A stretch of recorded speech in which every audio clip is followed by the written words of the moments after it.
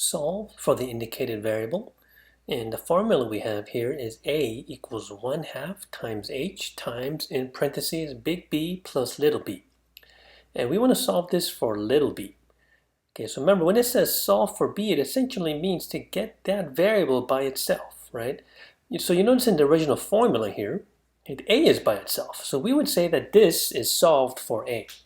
Okay, so if you want to solve for b, that means we want to get this guy by itself, which means we have to use algebra to get everything else over to the other side. Okay, so let's try to do this one by one here, okay? Now remember, this is parentheses, right? We're sort of going to deal with this last. So everything outside of it here, okay, we want to move this over. Now, how do we get rid of this 1/2? Now we can divide both sides by 1/2. Okay, but remember, dividing by 1/2 is the same as multiplying by 2. Okay, so what I'm going to do first then is I'm going to multiply both sides by 2. Okay, so now remember, this 1/2 times this 2 here, those will cancel out. Okay, so we have 2a equals h times b plus b. Okay. Now from here, there's a couple things we can do, but I'm just going to divide both sides by the h now.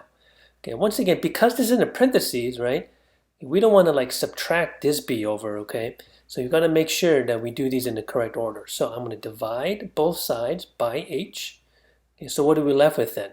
On the right side, these cancel out, so we get b plus b now is equal to 2a divided by h.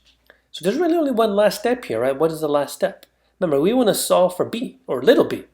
Okay, so we have to subtract this big B over to both sides. Okay, so by doing so, on the right side, these cancel out. So what are we left with?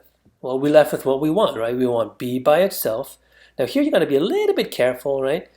Essentially, we have 2A over H, right? And all of that minus B. Okay. Now remember, this is a whole number or a whole value, which means then the denominator would be just over 1. Right? Remember, we don't need to write that down. So these terms actually have different denominators, so we can't just combine this. Okay. So what I mean by that is you don't want to make this mistake, right? This is not 2a minus b all over h, right? That means something totally different. Okay, so you can leave your answer like this here.